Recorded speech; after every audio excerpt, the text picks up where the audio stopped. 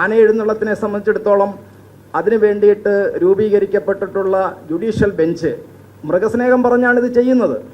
എന്ത് മൃഗദ്രോഹമാണ് ഉത്സവത്തിൽ ആന എഴുന്നള്ളപ്പിൽ നടത്തുന്നത്? ആനയുടെ മുകളിൽ നമ്മളെല്ലാം വിശ്വസിക്കുന്ന തിടമ്പ് എഴുന്നള്ളിക്കുവാൻ വേണ്ടിയിട്ടാണ് ആനയെ ഉപയോഗിക്കുന്നത്. അതുമാത്രമല്ല, എല്ലാവിധ ആചാര മര്യാദകളും പാലിച്ചുകൊണ്ട്, അതിനെ പൂജിച്ചുകൊണ്ട്, ആനയെ ദൈവമായിട്ട് കണ്ടുകൊണ്ട് ആനയൂട്ട് നടത്തിയിട്ട് അതിനെ ചന്ദനം തൊടിയിക്കുന്നത് പോലും ദ്രോഹമാണ് എന്ന് പറഞ്ഞ് കണ്ടെത്തുന്ന ആളുകൾ ഈ കേരളത്തിൻ്റെ പൊതുമണ്ഡലത്തിൽ മറ്റു മതങ്ങളുടെ വിശേഷ ദിവസങ്ങളിൽ കൊന്നു തള്ളുന്ന എത്ര മൃഗങ്ങളുടെ ദീനരോധനം അവർ കേൾക്കുന്നുണ്ട്. അവിടെ മൃഗസ്നേഹം അവർക്കില്ല.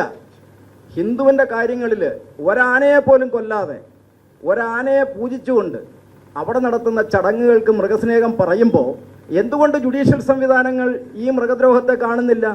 തെരുവുകളിൽ ഇറങ്ങിക്കഴിഞ്ഞാൽ ഈ കബന്ധങ്ങളുടെ ഭീഭത്സമായിട്ടുള്ള രംഗങ്ങളാണ് പൊതുമണ്ഡലത്തിൽ രാവിലെ തൊട്ട് വൈകുന്നത് വരെ കാണുന്നെങ്കിൽ അത് മൃഗസ്നേഹമല്ലേ എന്ന് ഞങ്ങൾക്ക് ചോദിക്കുവാനുണ്ട്.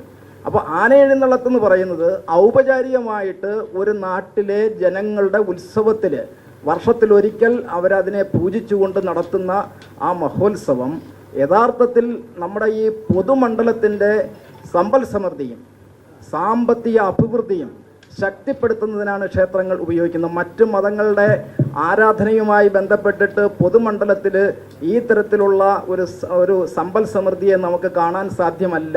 അതുകൊണ്ടാണ് ഞാൻ ആദ്യം പറഞ്ഞത്, കേരളത്തിലെ ക്ഷേത്രങ്ങൾ കേരളത്തിൻ്റെ പാരമ്പര്യമായിട്ടുള്ള സംസ്കൃതിയെ, സംസ്കാരത്തെ വിവേചനമില്ലാതെ വളർത്തിയെടുത്തിട്ടുള്ള ഒരു സമത്വ രീതിയിലുള്ള ഉത്സവ രീതിയാണ്. അതിനകത്ത് ഒരു മതത്തെയും മാറ്റി നിർത്തുന്നില്ല. ഹിന്ദു സമൂഹത്തിൻ്റെ ഉന്നമനമാണെങ്കിൽ പോലും അവർ ഉന്നമനപ്പെടുമ്പോൾ തന്നെ പൊതുമണ്ഡലത്തിൽ മറ്റു മതങ്ങളും അതിനകത്ത് പങ്കാളികളാകുന്നുണ്ട്. അപ്പോൾ ഇതിനെ തകർക്കുമ്പോൾ കേരളത്തിലെ പൊതുമണ്ഡലത്തെ തകർക്കുകയാണ് ചെയ്യുന്നത്. അത് അനുവദിക്കാൻ പാടില്ല.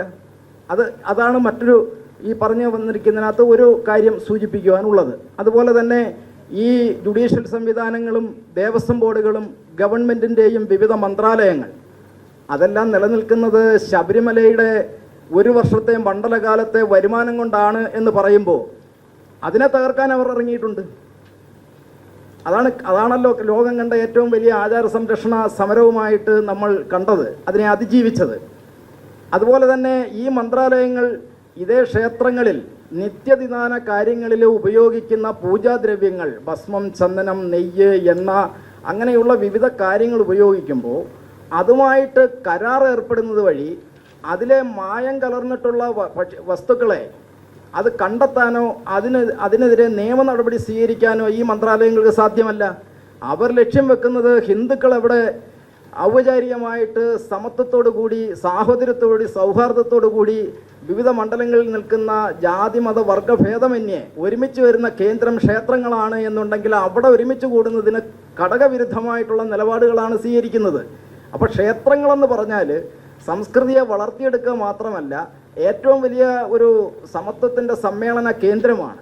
അതിലൂടെ ജീവിക്കുന്നത് എത്ര പേരാണ്? പൂജ ചെയ്യുന്നവർ മാത്രമല്ല, ഒരു വർഷത്തെ ഉത്സവങ്ങൾ മുഴുവൻ ക്ഷേത്രങ്ങളിലേയും നടന്നു വരുമ്പോൾ കലാ സാംസ്കാരിക രംഗത്ത് വരുന്ന ആളുകൾ അവരുടെ ഉപജീവനമാണ് നടക്കുന്നത്. അതേപോലെ സൗണ്ട് സിസ്റ്റമായി ജീവിക്കുന്ന ആളുകൾ ലക്ഷക്കണക്കിന് ആളുകളുണ്ട്. ഇവരുടെ എല്ലാം ഉപജീവനം എങ്ങനെയാണ് എന്ന് ഈ ഗവൺമെൻറ് നോക്കിയിട്ടുണ്ടോ? ഏതെങ്കിലും കാര്യത്തിൽ അവർക്ക് വളർന്നു വരുവാൻ വേണ്ടിയിട്ടുള്ള അവസരം ഗവൺമെൻറ് സൃഷ്ടിച്ചിട്ടുണ്ടോ? ഇതെല്ലാം ഒരു മറയുമില്ലാതെ ഹൈന്ദവ ക്ഷേത്രങ്ങൾ ഇതിനു വേണ്ടിയിട്ട് തുറന്നു കിടക്കുന്ന വാതായനമാകുമ്പോൾ ആ വാതിലുകൾ കൊട്ടിയിടിക്കാൻ വരുന്ന ഗവൺമെൻറ്റിനെതിരെ ശക്തമായിട്ടുള്ള പ്രതിരോധം സൃഷ്ടിക്കേണ്ടുന്നത് കാലഘട്ടത്തിൻ്റെ അനിവാര്യതയാണ്.